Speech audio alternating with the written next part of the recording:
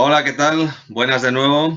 Vamos a hablar en esta siguiente hora de, bueno, el título de la charla tal vez es un poco pretencioso, que es técnicas avanzadas en cirugía de columna. Simplemente quiero dar algunos apuntes sobre algunas cosas que creo que se deben de hacer, se deberían de hacer con mayor asiduidad o con mayor frecuencia y que realmente no se hacen, no están tan desarrolladas o no están eh, dispersas o la gente no las hace con tanta asiduidad como las técnicas clásicas de la hemilaminectomía y slot ventral, ¿vale? Probablemente no se hacen porque las patologías que ayudan a resolver son menos frecuentes que las clásicas hernias discales, ¿vale? Entonces, hay muchas técnicas avanzadas y yo voy a hacer simplemente un breve repaso sobre las que a mí me parecen más interesantes, que son la corpectomía, las técnicas de estabilización con realineación y distracción y el abordaje cervical profundo. ¿De acuerdo? Aquí vemos algunos ejemplos en los cuales podemos utilizar cada una de estas técnicas. Por ejemplo, las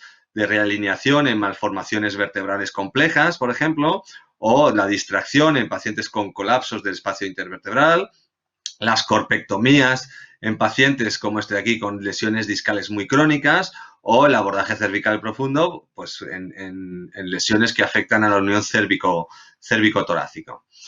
Empezando por las corpectomías en estos pacientes con lesiones discales crónicas, ese sería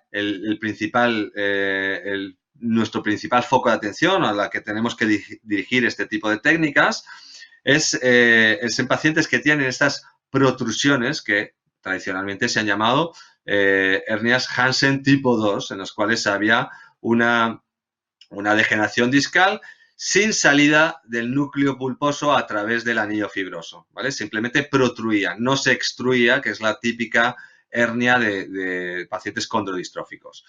Habitualmente se producen estas protrusiones en perros de raza grande, pero ojo, cualquier paciente, cualquier perro puede tener una protrusión, ¿de acuerdo? Y muchas razas pequeñas, no condrodistróficas, tienen protrusiones. Por ejemplo, el Yorkshire es un fenómeno para tener protrusiones discales y el Chihuahua es otro.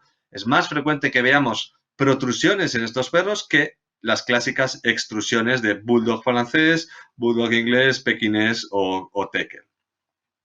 Puesto que son protrusiones y la salida o el relieve que hace el disco intervertebral sobre el canal vertebral y la compresión sobre la médula espinal es muy progresiva, el curso clínico que llevan estos pacientes es insidioso, es una disfunción neurológica de carácter lentamente progresivo, ¿vale? Aunque en ocasiones lo que nos podemos encontrar es una lesión crónica que no daba problemas y que de repente se ha extruido. Y tenemos pacientes con los dos tipos de lesiones, los que llamamos una extrusión, una hernia aguda sobre crónica, una extrusión sobre una protrusión. Y en esos casos tendríamos que decidir qué es lo que predomina, si el componente extrusivo, en cuyo caso requeriremos una técnica descompresiva convencional como una hemilaminectomía, o si lo que predomina es el componente protrusivo, en cuyo caso será preferible realizar la corpectomía. ¿De acuerdo? En mi experiencia, aquellas pacientes con lesiones agudas sobre crónicas generalmente lo que requieren es una corpectomía, porque nos va a ayudar a quitar el componente crónico, protrusivo, y además, si acompañamos la corpectomía con una mini hemilaminectomía o una pediculectomía, vamos a conseguir sacar el componente extruido del material discal. Con lo cual, bueno, yo cada vez hago más corpectomías con mini hemilaminectomías. También está indicada la corpectomía cuando el tejido está firmemente adherido al canal vertebral. En esos casos, tratar de sacarlo con un abordaje de una hemilaminectomía convencional es un error porque vamos a traumatizar muchísimo a la médula espinal o al suelo del canal vertebral donde está el plexo venoso, con lo cual vamos a crear complicaciones, ¿vale? Y la diferenciación, el determinante fundamental que nos ayuda a decidir si podemos hacer una corpectomía porque tenemos una protrusión o una hemilaminectomía porque tenemos una extrusión son los hallazgos radiológicos.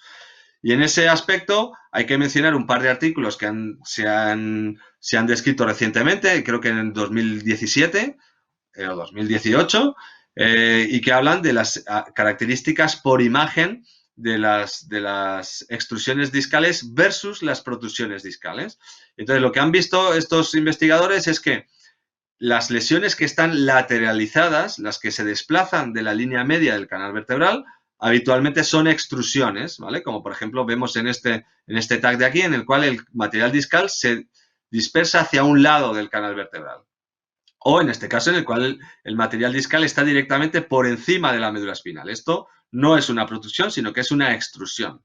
Si la lesión excede los límites del espacio intervertebral, entonces estamos hablando de una extrusión también. Es decir, si se ha desplazado de lo que correspondería al espacio intervertebral, tendríamos una extrusión. Por ejemplo, aquí vemos, en este paciente de aquí, vemos un ejemplo claro de una lesión que es extrusiva. Fíjense cómo el compromiso sobre la médula espinal excede los límites del espacio intervertebral, y atrás tenemos una lesión protrusiva en la cual el compromiso sobre la médula espinal está directamente en los confines del espacio intervertebral. Si tenemos múltiples lesiones, como en este perrito que tenemos aquí, pues eso es más típico de lesiones crónicas protrusivas. Y además, si se fijan, todas estas lesiones, ninguna de ellas excede los límites de su espacio intervertebral, de su disco intervertebral. Eso es más sugerente de una protrusión. Si además vemos muchos cambios degenerativos y mucha espondilosis, típicamente tendremos más una protrusión. Y si los síntomas clínicos del paciente son crónicos, pues lógicamente vamos a pensar más en una protrusión. Mientras que si tenemos los síntomas agudos, pensaremos en una extrusión. Pero ojo, si los síntomas agudos, pensaremos en una extrusión que las pruebas de imagen nos dirán si se ha producido a partir de una lesión crónica, ¿vale? Por eso vuelvo a hacer hincapié en que la diferencia entre extrusión y protrusión fundamentalmente es en base a hallazgos radiológicos, ¿de acuerdo? Aquellos pacientes con lesiones crónicas, protrusiones, habitualmente son de raza grande, tienen un curso insidioso y tienen un tejido firmemente adherido al canal vertebral. Y la técnica que indicaron, creo que en el 2005, Pierre Moissonier, para sacar ese material discal que estaba firmemente fibrosado y protruido, es la corpectomía, en este artículo que ven aquí que salió en el Veterinary Surgery. ¿Por qué hicieron esto? Pues porque se vio que cuando se hace una hemilaminectomía, que sería, este es un corte transversal de una vértebra, y vemos que si hacemos el recuadrado en rojo sería lo que conseguiríamos sacar con una hemilaminectomía, tenemos un acceso al canal vertebral muy dorsolateral. Entonces, cualquier material que esté extruido en el aspecto dorsal o lateral del canal vertebral lo vamos a extraer fácilmente. Pero aquel tejido que se encuentra en la base, solo podríamos acceder si ampliásemos nuestra hemilaminectomía con una mini hemilaminectomía o con una pediculectomía, es decir, si bajamos todo el pedículo. Entonces, en esos casos sí conseguimos acceder a la base del canal vertebral, pero la realidad es que cuando el material discal está firmemente protruido, está muy adherido, cuando, en este caso, en esta imagen de aquí vemos que es una extrusión, el material discal lo podríamos sacar fácilmente, pero si tenemos una protrusión como la que vemos aquí, como la que vemos en este caso, aunque hagamos una mini hemilaminectomía con una hemilaminectomía, no podremos sacar ese material discal a menos que traumaticemos mucho el disco intervertebral y por ende que lesionemos mucho la médula espinal. Por eso, Moissonier en su momento lo que ideó es la técnica de la corpectomía, en la cual accedíamos al canal vertebral directamente a través del cuerpo de la vértebra. Y de esa manera no manipulamos en absoluto lo que es el cordón medular o la médula espinal. Y evitamos el riesgo que tenemos en estos pacientes de un deterioro neurológico después de una hemilaminectomía. En mi experiencia, desde luego, pacientes con lesiones crónicas en las cuales intentamos sacar el material discal con una hemilaminectomía, siempre o casi siempre sufren un deterioro de su estado neurológico. Sin embargo, si hacemos una corpectomía y minimizamos la manipulación de la médula espinal, casi nunca sufren un deterioro neurológico. Y si lo sufren, es muy transitorio y muy fácilmente reversible, ¿vale? Por tanto, mi ánimo es animarles a ustedes o animaros a todos a hacer corpectomías en el caso de lesiones crónicas, porque los resultados son excepcionalmente son excepcionales, muchísimo mejores que si hacemos una hemilaminectomía convencional. Y si se fijan, en muchas ocasiones, además de la corpectomía, que es lo que sería el recuadro este azul, que es lo que describía el doctor Moissonier, lo que hago es ampliar un poco la corpectomía con una mini hemilaminectomía o una pediculectomía, que es el recuadro que ven en rojo, por encima del azul, para poder tener un acceso al canal vertebral y así visualizar a la médula espinal. Y esto me va a facilitar la extracción del material discal que esté extruido, que seguramente no sea mucho, pero sí que me va a ayudar a profundizar en la corpectomía sobre el cuerpo de la vértebra, minimizando el riesgo de dañar a la médula espinal y la vascularización del suelo de la vértebra. ¿De acuerdo? Ahora vamos a ver cómo es la técnica. En el posicionamiento, la verdad es que está descrito que se ponga en una posición, se puede hacer desde dorsal o se puede hacer en una posición lateral. En mi opinión, es mucho mejor hacer una posición lateral modificada. ¿Y qué quiere decir modificada? Pues fíjense, en estas imágenes que tienen aquí, tenemos a un paciente en decúbito lateral. Mi compañera, mi asistente, está señalando la apófisis espinosa, una apófisis espinosa.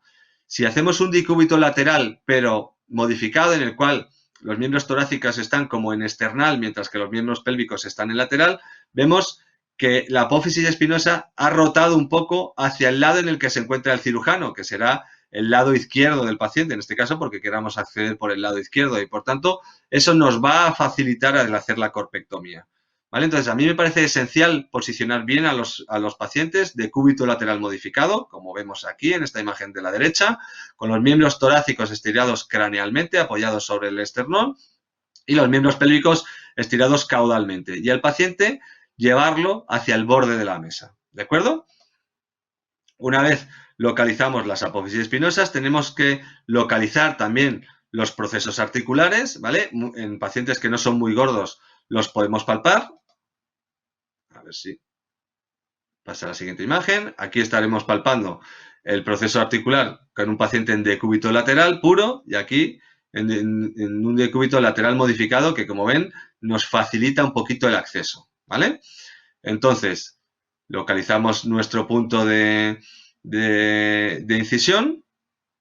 Como siempre, las referencias las tomaremos en base a la última costilla, que nos dirá cuál es T13, ¿vale? Y luego la buscaremos cuando hagamos la disección. Lo que haremos es, una vez tengamos claro el sitio donde tenemos que acceder, entre T13, L1, L1, L2, L2, L3, en base a donde está la última costilla, hacemos una incisión en la piel, diseccionamos el tejido subcutáneo, esto es una disección en cadáver, por eso se ve con tan poquita sangre. Entonces, colocamos nuestros Gelpis, separamos la piel, separamos el tejido subcutáneo.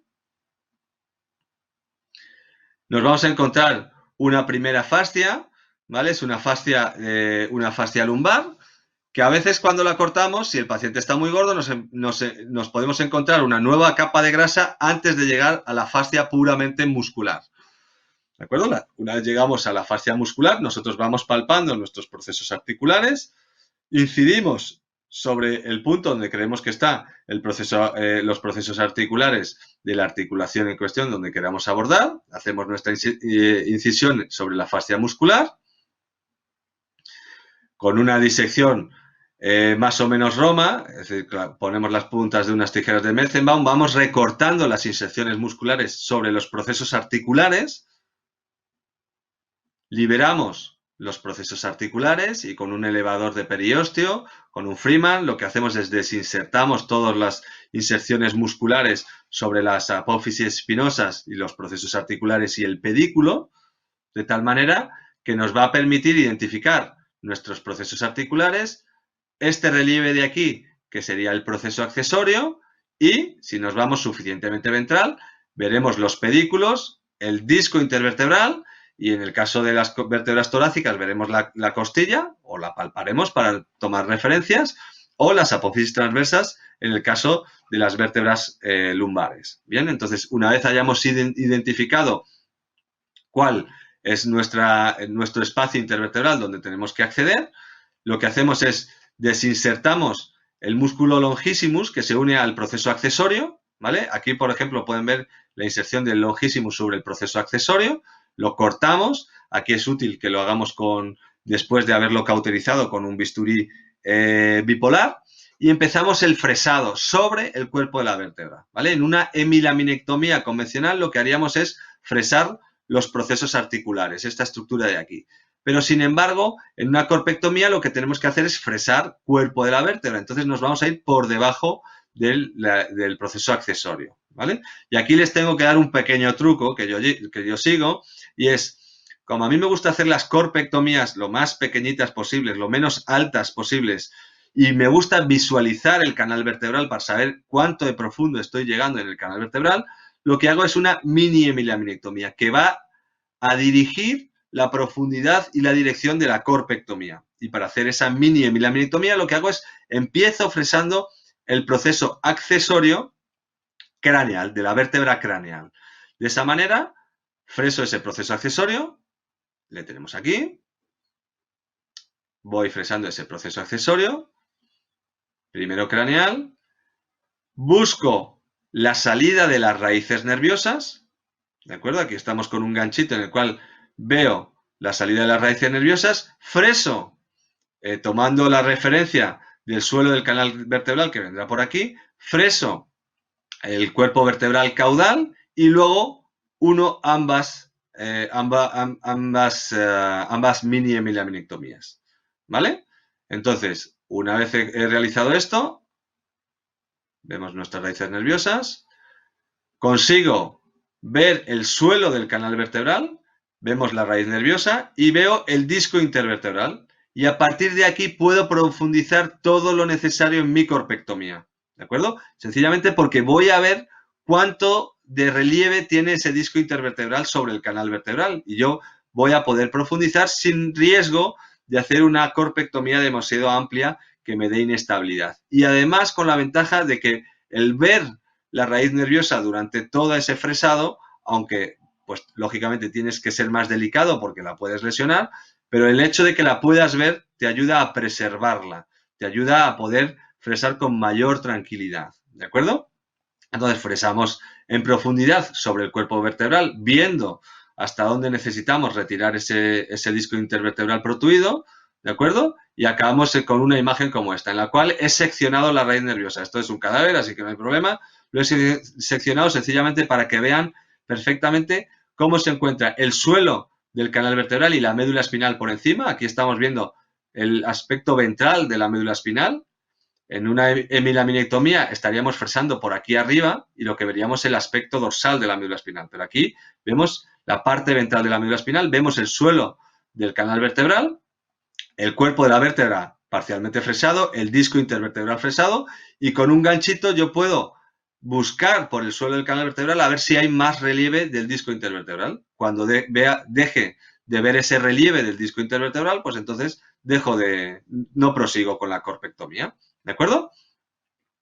Esto visto, aquí tenemos, visto con estos diagramas, vemos, este sería el defecto de la corpectomía en azul y la mini hemilaminectomía la tenemos en rojo, ¿de acuerdo? Entonces esta combinación para mí es perfecta porque nos permite una mínima manipulación sobre la médula espinal y una máxima profundidad sobre el cuerpo de la vértebra y el disco intervertebral, ¿vale? Sin crear inestabilidad, porque hacemos corpectomías bastante pequeñas, ¿vale?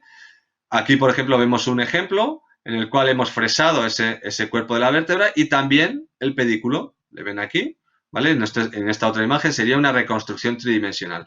Y si se fijan, aunque en los artículos originales nos dicen que tenemos que llevar o que podemos llegar hasta la mitad del cuerpo de la vértebra, muchas veces ni siquiera es necesario, porque si la hernia o si a través de esta mini hemilaminectomía puedo romper ese anillo fibroso que está protruido y sacarlo, pues no tengo necesidad de profundizar más sobre el cuerpo de la vértebra. Y si se fijan además, tampoco necesito hacer una corpectomía muy amplia, con lo cual preservo una gran parte del disco intervertebral y las uniones que unen entre las dos vértebras y por tanto genero muy poca inestabilidad en esa articulación, ¿vale? Y la inestabilidad es algo que no tenemos muy en cuenta cuando operamos una columna, pero que creo que es la causa de muchos problemas crónicos en pacientes que han sido operados de la columna y que muchas veces pasan desapercibidos. ¿De acuerdo?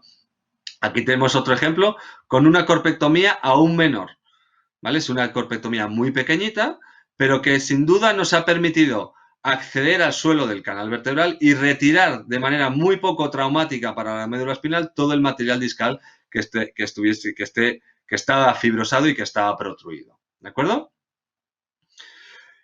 Para mí es fundamental que evaluemos a los pacientes en un posoperatorio. La tomografía nos va a dar una buena información sobre lo que hemos hecho sobre el hueso y la resonancia nos va a decir mucho mejor lo que está pasando sobre el parénquima nervioso. ¿De acuerdo? Entonces, este, por ejemplo, sería un caso en el cual vemos una corpectomía, una hernia discal L1, L2, una corpectomía, en este caso bastante amplia, porque si se fijan, la hernia era gigantesca, ¿vale? Bastante amplia en cuanto a profundidad, pero no muy alta, y está acompañada de su correspondiente pediculectomía. Y como ven, la descompresión es aparentemente completa. En otros casos, como en este de aquí, bueno, aquí tenemos el esquema de la pediculectomía con la mini hemilaminectomía, con la corpectomía, ¿de acuerdo? En este otro caso de aquí tenemos una hernia un poquito más lateralizada, en este caso la corpectomía quedó con una forma un poquito triangular, un poquito fuera de lo totalmente deseable, pero bueno, completamente apta para descomprimir la médula espinal, que es lo que buscamos, una pequeña mini hemilaminectomía y una corpectomía algo mayor, ¿de acuerdo? En una resonancia tenemos este paciente, una gran hernia discal, protrusión, clásica protrusión, la médula espinal muy comprometida. En este caso son varios meses después, porque le hicimos una resonancia por otro motivo, para comprobar otras lesiones que tenía, y vemos que la descompresión óptima. Cuando hacemos resonancias en pacientes después de una cirugía, a veces nos encontramos con que hemos descomprimido de manera adecuada la médula espinal. Por ejemplo, en este paciente teníamos una gran hernia discal, vemos la mini hemilaminectomía con la corpectomía, la desaparición del compromiso sobre la médula espinal, porque la médula espinal ya está en su sitio, pero vemos cambios degenerativos en la propia médula espinal. Esto muchas veces no lo podemos evitar, es la gliosis que se produce con lesiones crónicas sobre la médula espinal. ¿De acuerdo? Pero lo que es importante es que veamos que la descompresión sobre la médula espinal en este caso es completamente óptima, cosa que tengo la certeza de que no podríamos haber conseguido con una hemilaminectomía convencional, porque para sacar este material discal tan fibrosado, tan duro en el suelo del canal vertebral, tendríamos que haber manipulado muchísimo a la médula espinal y los daños sobre el parénquima muy probablemente serían muy severos y el déficit neurológico que crearíamos en el paciente sería probablemente irreversible. Por lo tanto, yo en estos casos les animo fervientemente a cambiar su técnica de hemilaminectomía por técnica de corpectomía. Más ejemplos, una lesión discal crónica en un posoperatorio. Vemos que el disco sigue degenerado, sigue su espondilosis, pero el compromiso sobre la médula espinal es muchísimo menor. Hay cambios de señal dentro de la médula espinal, pero bueno, eso es algo que no podemos evitar. Los cambios que ya había en la médula, en el parénquima, pues muy probablemente sí son persistentes, ¿vale? Entonces, en mi experiencia, y en la experiencia de la mayor parte de los autores que realizan corpectomías, es que el pronóstico de pacientes con lesiones crónicas sometidos a corpectomía es muchísimo mejor que cuando se realizan hemilaminectomías y que por lo menos son comparables a otras técnicas quirúrgicas, hablando de hemilaminectomías más estabilización. Pero en mi experiencia, les digo que yo pensaría mejor en corpectomía más mini hemilaminectomía como la técnica que resuelve con mayor efectividad este tipo de problemas. ¿De acuerdo? Otra técnica que vamos a llamar avanzada para la resolución de ciertas patologías es la estabilización con realineación o distracción. ¿De acuerdo? Esto está muy indicado en pacientes con deformaciones de la columna tan severas como esta, que normalmente son deformaciones congénitas, o con pacientes con colapsos del espacio intervertebral. ¿Vale? Las realineaciones las podemos hacer también en pacientes con fracturas o luxaciones, ¿de acuerdo? Si la realineación, si en un paciente tenemos, como en este gato de aquí, una luxación entre L1 y L2 y las estructuras óseas están íntegras, muchas veces con una distracción manual, con una tracción manual, es decir, tirando de los propios cuerpos vertebrales, podremos realinear la columna, ¿vale? Vamos a ver si conseguimos poner el vídeo. Ups.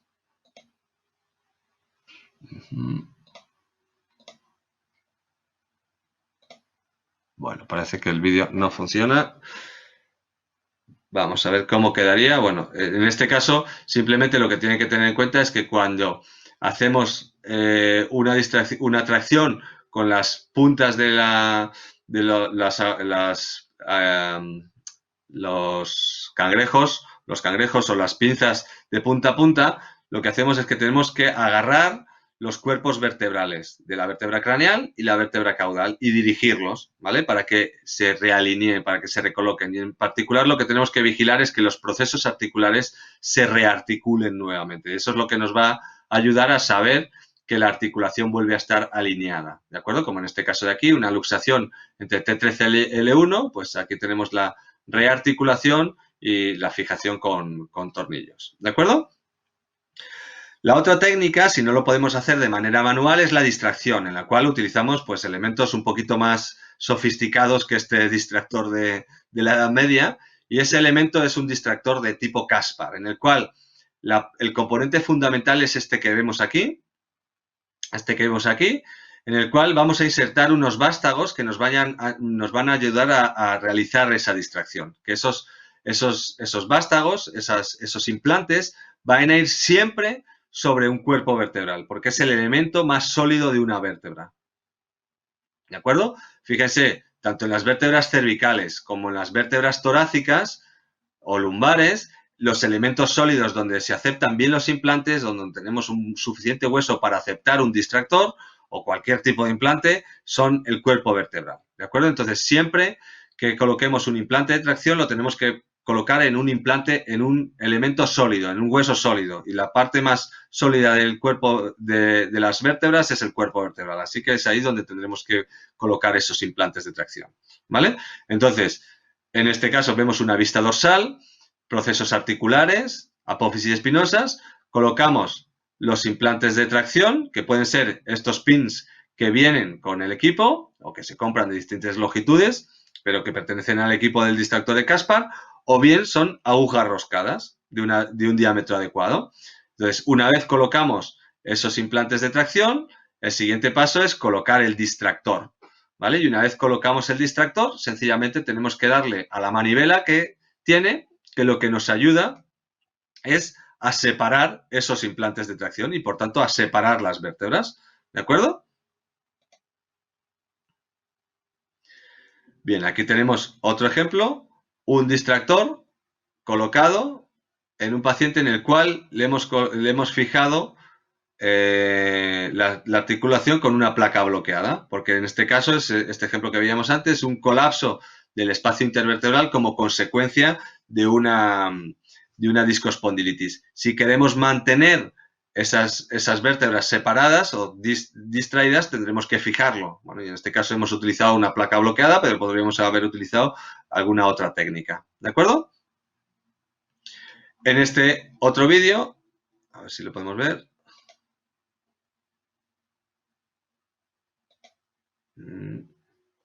Bueno, simplemente lo que queríamos ver, este es un abordaje transtorácico para una realineación de una malformación de columna, en la cual lo que hemos puesto en lugar de implantes de tracción de los que vienen con el equipo son agujas roscadas que se van a quedar implantadas dentro de los cuerpos de las vértebras. Lo hemos hecho así porque así podemos cortar por encima y fijar el cemento abrazando tanto los tornillos como la parte roscada de la aguja, ¿vale? De esa manera nos facilita mucho podemos colocar el distractor en espacios un poquito más pequeños, ¿de acuerdo?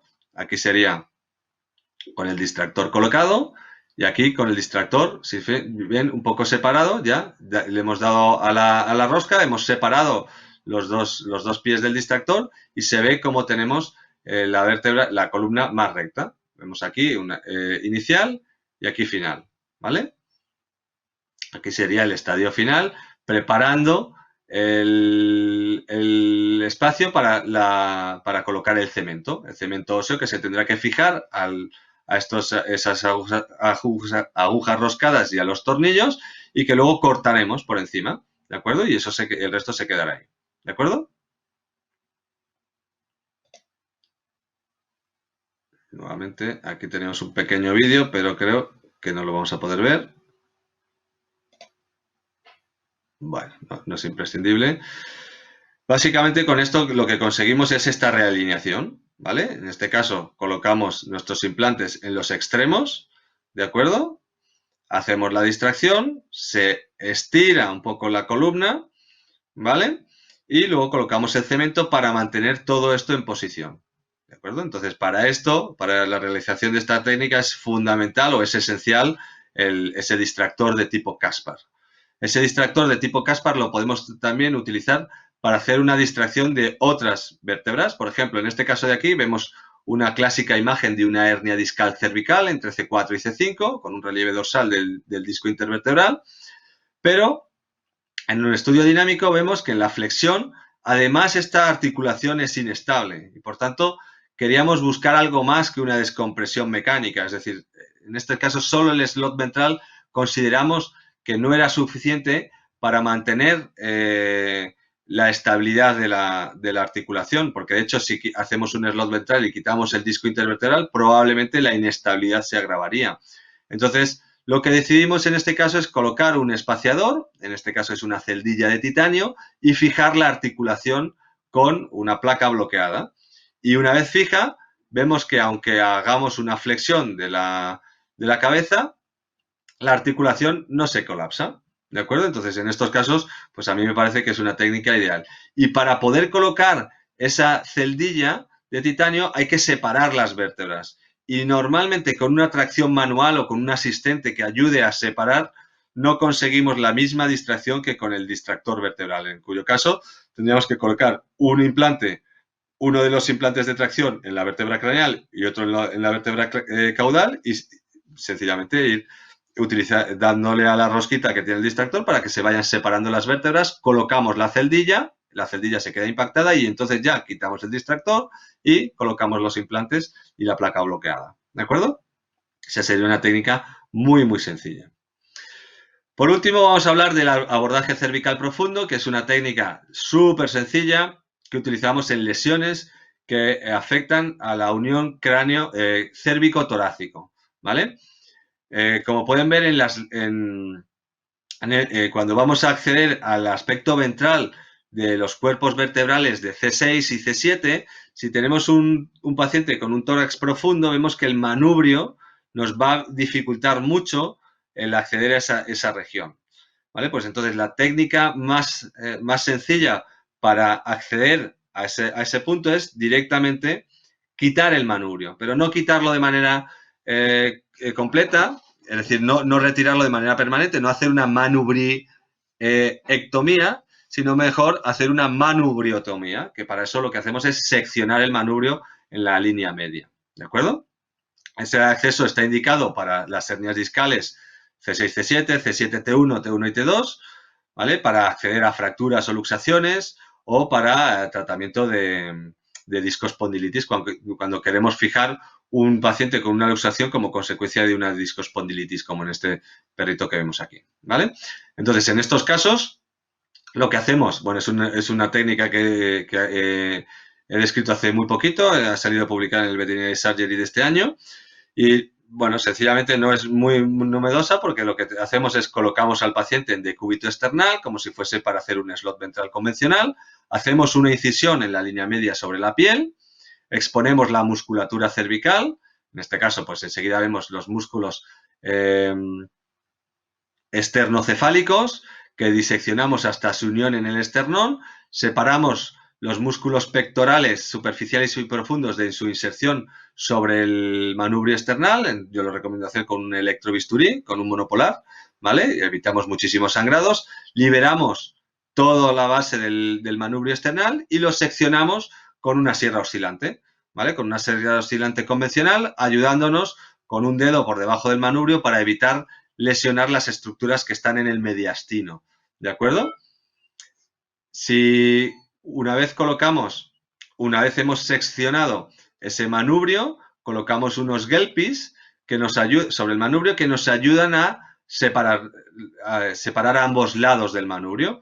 Y ahí lo único que tenemos que tener cuidado es no penetrar en la cavidad, en el espacio pleural, en el mediastino, ¿vale? Pero, como pueden ver, en este caso lo que tenemos es una prueba en un cadáver y lo que hice es inyectar de látex los vasos, las arterias y las venas para determinar cómo era la vascularización de ese área y ver qué riesgos podríamos correr.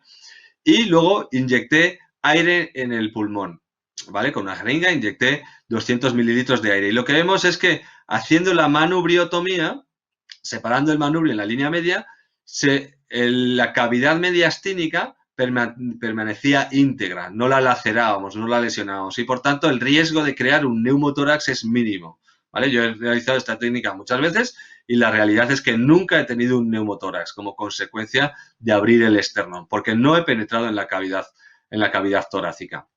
Lo que sí que tenemos que tener cuidado es que en este punto veremos la arteria carótida común, ¿vale? Pero la separaremos igual que la separamos en cualquier abordaje de slot ventral convencional, ¿vale? Aquí, si se fijan, tenemos el manubrio cerrado, cerrado con unas pinzas de Alice, para identificar, para mostrar la posición que tiene el espacio intervertebral C7-T1.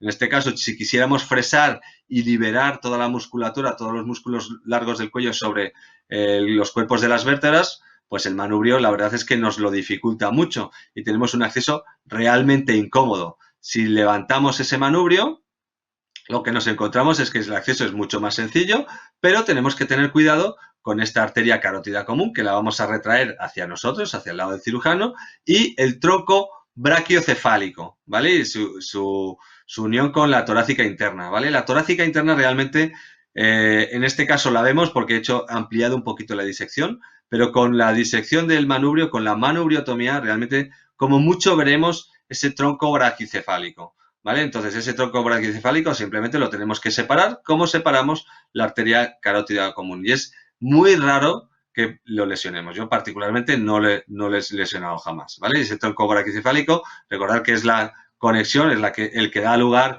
a la vena yugular externa, ¿de acuerdo? Entonces, aquí ya identificamos nuestro espacio intervertebral, hacemos la disección y si se fijan, este es el espacio intervertebral C7-T1 y tenemos un acceso fabuloso para hacer un slot ventral, para colocar implantes en C7 o si nos vamos un poquito más atrás en T1, ¿vale? Y el resultado pues puede ser, como vemos aquí, un slot ventral en el disco intervertebral C7-T1, una colocación de placas en C6 y C7, una placa un poquito más compleja en C6, C7, T1 y T2, en ese paciente que veíamos con una discospondilitis con luxación C7, T1, o en este caso, un paciente con dos protrusiones C7, T1 y T1, T2, con dos slots ventrales, ¿vale? Y en estos casos, la realización de una manubriotomía nos ayudó, o me ayudó, muchísimo a acceder fácilmente al espacio intervertebral. ¿De acuerdo? El cierre del manubrio, pues como pueden ver, lo que hacemos es o utilizamos unas suturas, pueden ser reabsorbibles o no reabsorbibles, o en perros más grandes yo normalmente utilizo cerclaje de acero quirúrgico. Muy bien, pues esto es todo lo que tenía que comentar sobre las técnicas, algunas técnicas avanzadas en cirugía de columna.